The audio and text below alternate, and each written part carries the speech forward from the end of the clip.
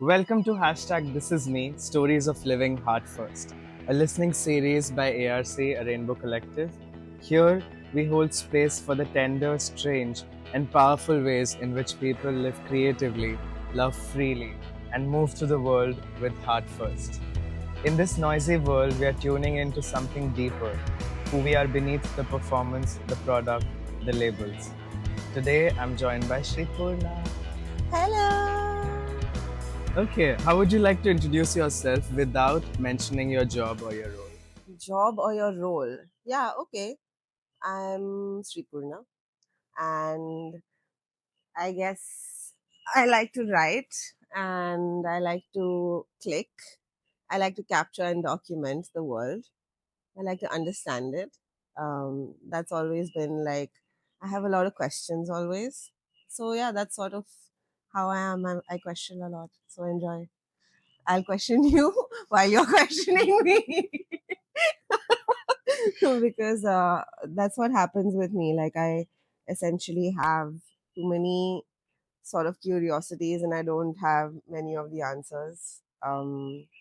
So, yeah, that's how I mostly spend my time also trying to figure out. What feels like home to you right now in your body, your life, and your art? Home? Oh gosh. I don't know. It's been a very weird idea. I used to actually document this also. Like, how does my body feel like not home? And then it started to feel like home in that process.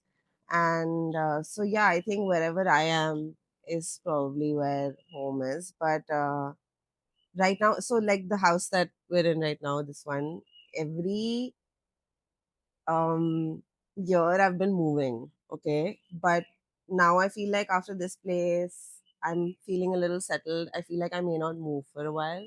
So for the foreseeable future, this physical space would be where all my things and my main home things are.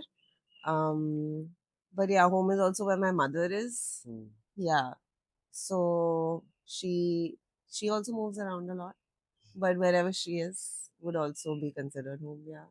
And in your art? In my art, it would be. I think it's mixed. Like I don't really keep that as a separate thing because I think like practice is part of that life only. Like, so wherever I am, for example, if I have the opportunity to pick up a camera or pick up a brush or do something, it's usually in the moments when there's boredom, because otherwise my life is so full of tasks and job, and like, someone needs to be sent something on this and that and whatever. So the space for art becomes when I am at ease. So whenever I'm at ease in at home, it's yeah, it's it's time for art. What's one memory or moment that shaped the way you see the world today? A lot of moments, but like maybe a place. I feel like there is a place that when I was very young, my mom used to go there. And it's essentially like a bird watching sanctuary slash ashram. And a lot of people go there to mostly discuss like very spiritual ideas and stuff. But I was like 16, so it's not like I had any spiritual ideas as such as the ones that were given to me from school. But my mom used to go there, and my curiosity was that what is my mom doing there? Okay, like that was my question. And I went there to answer it, and I think that really changed me. And yeah, they discuss a lot of ideas from like the Upanishads and the Vedas and stuff. And essentially, that's where I found like, okay, now I think life is starting to make sense. Before this, all of this was like really strange. Yeah. So I guess, yeah, I used to sit on top of like this unmade roof, and you could see the valley from there. By the way, now you can't see the valley because it's all construction and shit like in front. But when I was 16, I used to go there back then, you could see the entire valley from like just a one floor spot. And I would climb up on that roof because it wasn't allowed, but whatever. I'm 16, I'm the kid here. Everyone else is like old people in the ashram. They're gonna go climb roofs. I was like, okay, I'm gonna go climb this roof. I thought I was very clever. When I reached there, I was in such a intense like lull. Yeah, I feel like after that, I was like, okay, yeah, it's starting to make sense. What are you learning to listen to right now? People around me, my loved ones, I have a tendency to not listen. Yeah. So yeah, like listen to people when they tell you something that is maybe critical. Yeah. Absorb it and don't react to it. Hmm. Yeah. That's yeah, I'm still learning that. Is there a sound, silence, or a song that has stayed with you lately? So many. um like यहाँ से जो पानी ऊपर से पानी गिरता है ना यहाँ पे तो the leaves are obviously like rain pitter patter whatever, but because there's a pipe, okay, some of the water is falling more intensely than the rest of the rain. Okay, so the rhythm is not like rain continuous. You understand? Yeah, yeah, yeah. There's rain continuous in the background, and in the forward, there is a sharper sound of the water falling from the pipe onto the Yeah, leaves. yeah. I have been obsessed with that rhythm of the two things together, and I just stand here for hours listening to that. It's so bizarre. I don't know, like you can see it, it's right behind Hmm. that pipe thing Yeah, when yeah. it falls onto those leaves. Ah, okay. It's like a sharper sound because the rest of the thing is rain and you can hear the waves in the background of like even now Ooh. little bit rain waves you can hear in the background. So waves and then the rain and then there's that extra sharper. Yeah, so that is one sound. There is a song that I've been obsessed with for really long. But I don't know why I've been obsessed with it. It was in like some really rom-com movie and I heard it and I was like, and the rom com's not even like some really amazing rom com or something like that. P.S. I Love You, have you seen? Yeah, so P.S. I Love You, when there's this song that comes on when she's at her saddest in the movie. Okay. Okay. And I looked up that song and I was like, oh God, this is such a great song. And it was all about sadness and stuff like that. Like that. Yeah, that would definitely be. How do you know when it's time to pause or to express? I'm not sure. I figured it out as I go. Yeah, I'm not sure. It's like sometimes you do the opposite thing when you feel like doing. So that happens a lot with me. Like I'm supposed to shut up, but I'm like chatting. You know what I mean? So yeah, that happens a lot. And sometimes you need rest, but like there's no opportunity. You have to work, like either you have to make money or you have to work because like that's the only thing that's keeping you sane, like all of those things. So I feel like sometimes you have to do the opposite thing, so you don't know, you're not sure. You have to just keep figuring it out as per the moment. How do you figure it out? How do I figure it out? um yeah, take cognizance of the fact of what your intuition is saying and what you're like, what you're actually wanting to do. So hear that little voice and don't, because the world is so exciting and like you always oh you wanna go do that.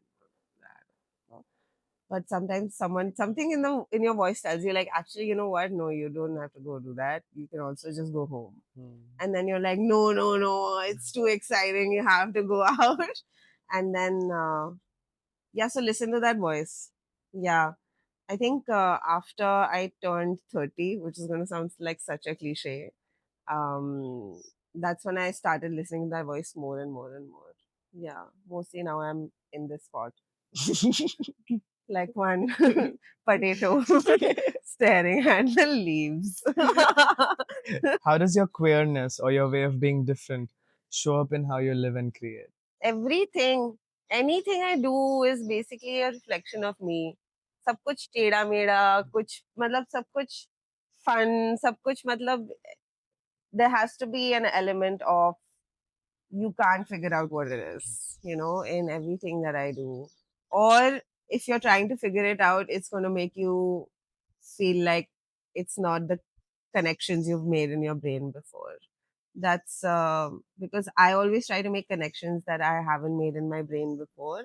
That's the process of creating something. Mhm. I'm trying to like figure out something in life here and struggling and like everything seems so confusing.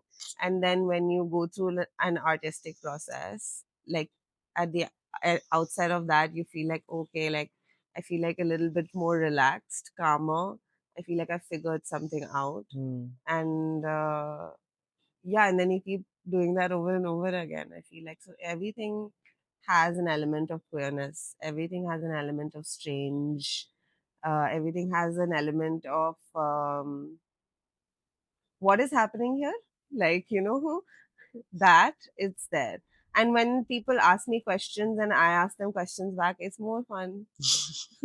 So that's the whole point, like make a strange conversation to begin, and then we start talking about something we haven't spoken about before.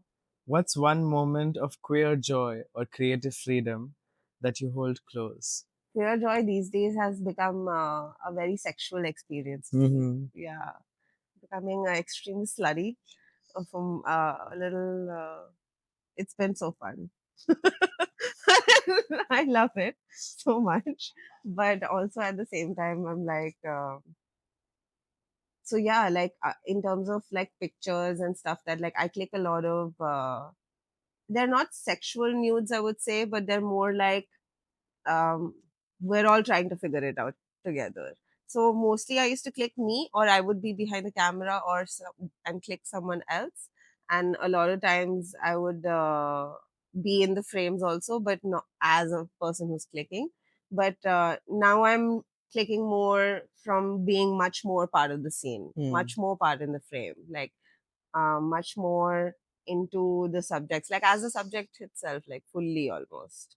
Um, yeah, so that part of like being sexual and being able to like do it in a safe way with people that I love so much, and they've like been so caring to me over a period of time and stuff.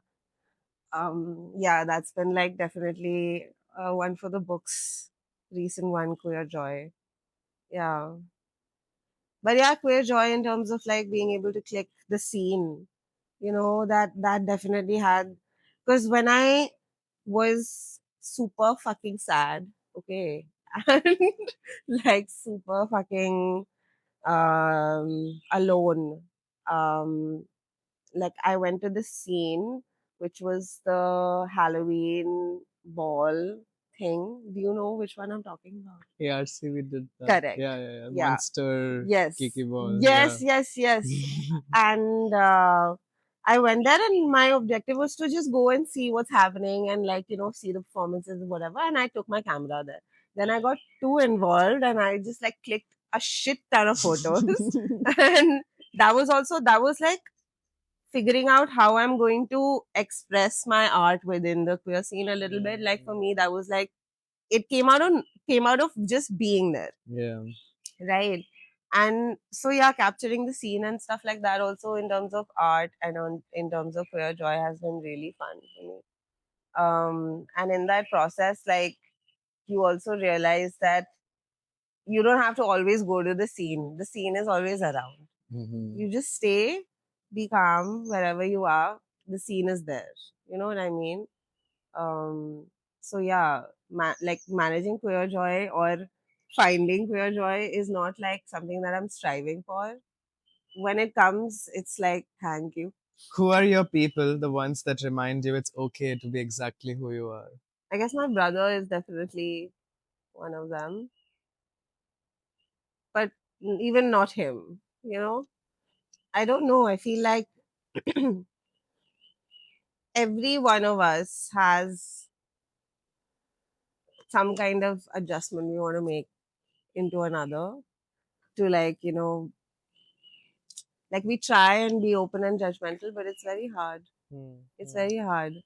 So yeah, maybe there is a friend here in Goa, and I also feel like maybe the beach.